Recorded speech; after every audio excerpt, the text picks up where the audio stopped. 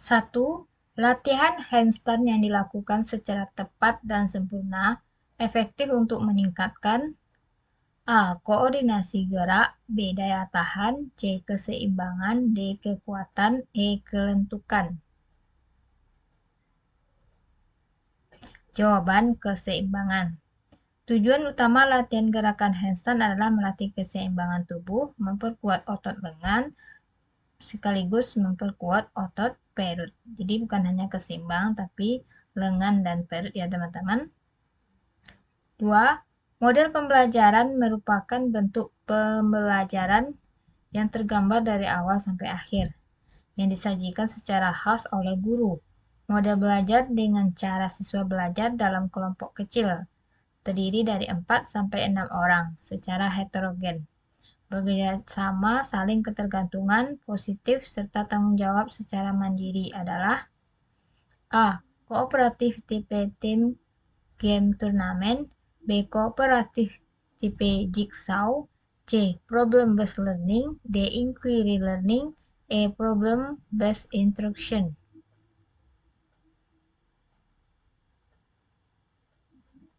Jawaban kooperatif tipe jigsaw.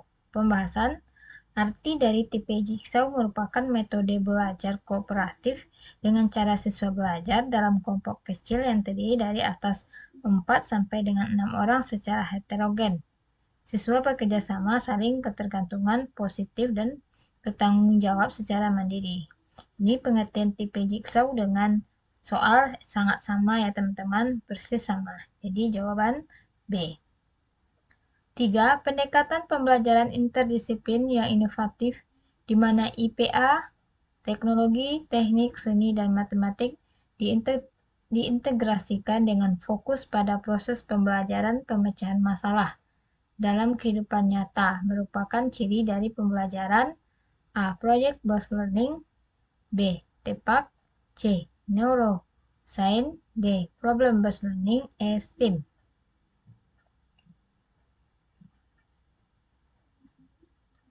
Jawaban E. STEAM. Pembahasan.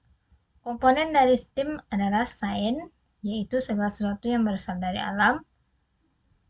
Teknologi merupakan segala sesuatu yang dibuat oleh manusia. Engineering, yaitu mesin yang digunakan untuk mengembangkan sebuah desain. Art, berkomunikasi dengan sebuah tradisi. Dan matematik.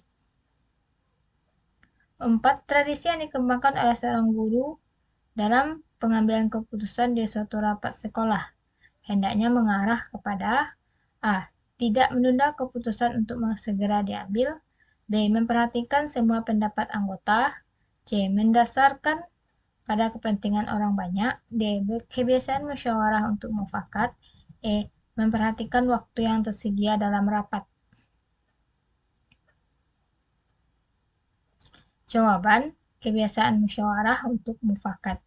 Arti musyawarah mufakat itu adalah perundingan bersama untuk memecahkan masalah sehingga tercapai keputusan bulat yang akan dilaksanakan bersama. Jadi dari musyawarah atau rapat sekolah tadi kita pecahkan masalah, kemudian dapat suatu keputusan yang bulat yang akan dilaksanakan secara bersama dan yang melaksanakan merasa tidak terbebani dan merasa nyaman ketika melaksanakan keputusan tersebut.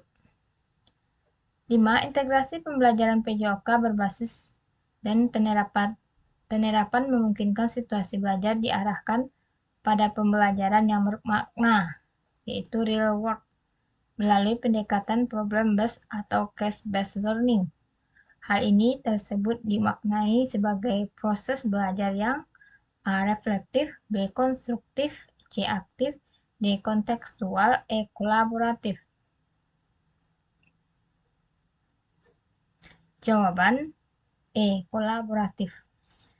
Sintak dari PBL itu ada orientasi siswa pada masalah, ada organisasi siswa untuk belajar, membimbing penyelidikan individu maupun kelompok, mengembangkan dan menyajikan hasil, menganalisis dan mengevaluasi proses pemecahan. Nah, di bagian organisasi siswa untuk belajar, di sana akan tampak siswa berkolaboratif bekerja sama antara siswa satu dengan siswa yang lainnya atau kelompok satu dengan kelompok yang lainnya sehingga terjadi pembelajaran yang aktif. Pemanfaatan ICT dalam penyusunan LKPD meliputi dua jenis, yaitu ICT berbasis A. Elektronik dan televisi, B. Elektronik dan internet, C. Elektronik dan komputer, D. Elektronik dan radio, E. Monitor dan internet. Jawaban B. Elektronik dan internet. Pembahasan elektronik contohnya seperti komputer, LCD proyektor, CD pembelajaran. Untuk internet, jaringan internet contohnya dalam pengiriman tugas melalui email atau Google Form. Jadi itu menggunakan internet ya teman-teman. 7. Seorang guru PJOK sedang meningkatkan kemampuan short pass sepak bola dengan metode variasi permainan melalui PTK. Hasil kegiatan evaluasi pada tahap refleksi dalam PTK tersebut digunakan untuk memodifikasi atau menyempurnakan 1. Perencanaan yang telah dilaksanakan pada siklus sebelumnya. 2. Tindakan yang telah dilakukan pada siklus sebelumnya. 3. Observasi yang telah dilakukan pada siklus sebelumnya. 4.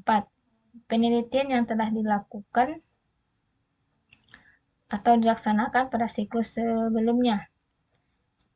A. 1 dan 3 benar, B. 1 dan 2 benar, C. 1, 2, 3, 4 benar, D. 1, 2, 3 benar, E. 2 dan 3 benar.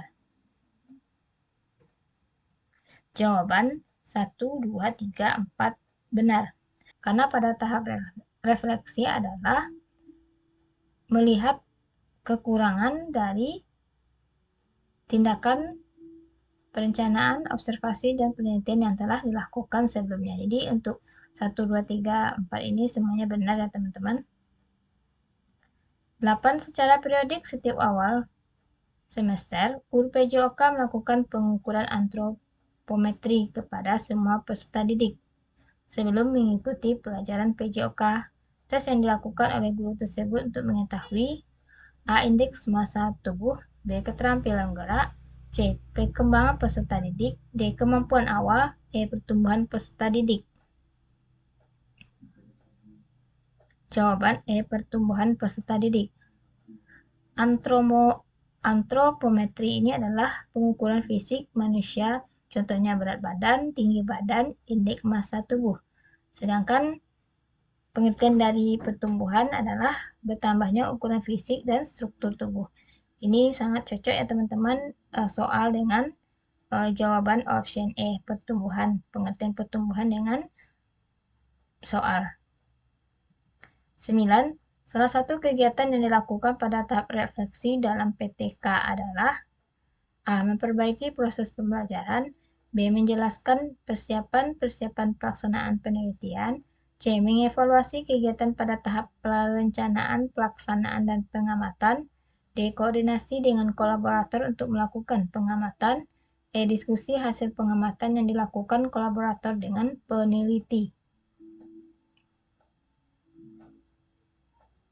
Jawaban E. Diskusi hasil pengamatan yang dilakukan kolaborator dengan peneliti.